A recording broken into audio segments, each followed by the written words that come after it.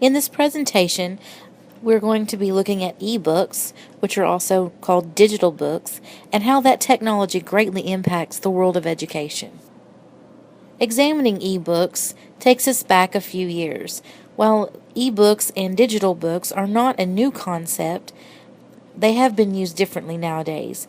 Used to, encyclopedias and other research material was placed on CDs or disc for computer use, as so you wouldn't have to have the entire collection of the encyclopedia, all of the books. You would just use the CDs and put them into your computer to access any information you wanted to research within that group. This has evolved now into bringing ebooks into the classroom, not only through research and things of that nature, but giving individual textbooks to the students for learning purposes. When we look at the source, dictionary.com, the definition of the term ebook, it's a noun and means a device used to download and read books, or a book which is in digital form. This word is used interchangeably with the word digital book, as mentioned before. Those digital books, or ebooks, have been brought into the classrooms. These pilot programs are used in specific groups, such as an elementary class or a grade, or in a specific class in high school. An iPad or a tablet is given to a student. They're issued like a textbook would have been, and the student is allowed to take these home and use them to access that class's textbook. Beyond the pilot programs that are used in grade school, elementary school, and high school is how ebooks are used at the collegiate level. Publishers have begun to offer textbooks in downloadable PDF versions versus going to the actual bookstore and purchasing that coursework's textbook. It's generally an option which allows students to, use either one, but there are a few professors who have required the digital book versus the printed textbook. This is a newer idea. Now, what would be the advantage to an ebook over a printed book? Well, there's some students that prefer this digital copy for several reasons. One, it would be easier to carry. You can fit many ebooks, textbooks on one ebook or a tablet. So these ebooks are virtually weightless because you're already carrying the computer, or you're already carrying the laptop, the tablet, whatever device you're using, even your phones, the iPhones. You already have that device and you're just accessing the information. The access of it is much easier. You can download and read the entire book at a push of a button, rather than having to search out the correct book, go find it at the store, and carry it around that way.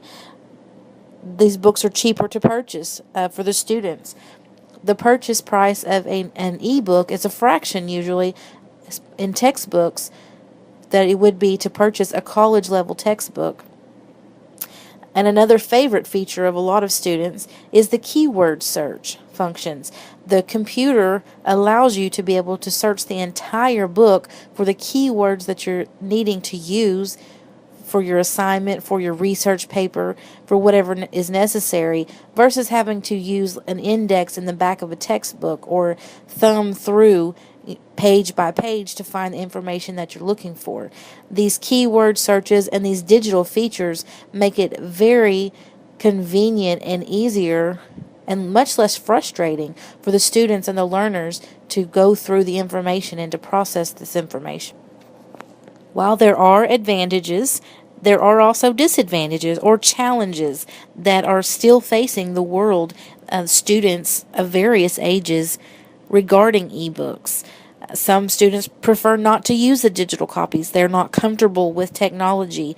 They haven't used the computer a lot. They're just now getting down how to email and maybe do a little Facebook. They're not comfortable downloading actual books and trying to learn from those books. They cannot make notes. I know a lot of students have a habit of writing in the margins of their textbooks that they've purchased and highlighting in those for key points to remember when they're studying down the line. You can't do that on an ebook. You can use a little highlighter tool, but it's not the same as writing scribbling a quick note of what your professor's talking about. And the habit of turning a page is just a comfort thing for a lot of people. It's a learning style that it's hard for a lot of people to let go of. So there is a transition from using a printed bound textbook. Some facts that were discovered while looking into ebooks and digital books were some reasons that people find these digital books are good, or why are they positive to be in the environmental and instructional scenario. One, they're environmental friendly. You don't have to cut down all the trees and use all of the ink to print these books. They're done once on they're typed up in a digital format, and they're downloaded in a digital format. So therefore that cuts down tremendously on the amount of paper that is needed to produce these books, and the time and the people that they would have to pay to bind the books, to sell the books, to stack the books, to stock the books. It's just environmentally friendly for everyone. And that leads to a decreased cost for students. You can purchase a ebook textbook online for, say, $40 versus anywhere from $100 to $200 for the same textbook if it was bound. That would be a decreased cost to publishers. Like I mentioned, you wouldn't have to pay anyone to bind the book. You wouldn't have to pay anyone to stock the book. So therefore, they make more money. Now I would like to share with you my reference slide. This is the list of websites that I accessed. I find it kind of ironic, or fitting, I guess, that I used online sources for a presentation about digital books, which would be our digital resources. I looked to dictionary.com. I looked to techandlearning.com, an article called The eBook Revolution. I looked to The Effects of Electronic Books Designed for Children in Education. That was a very interesting article. I also looked to thebookhitch.com. The article was called The Future of Education, Textbooks versus eBooks. It was also an interesting article. I would encourage you to check out these resources, read these articles through, and find out more about digital books, more in depth about ebooks and how they're impacting our education in our instructional learning environments. I hope you've enjoyed this presentation and learned a little bit about ebooks and digital technology.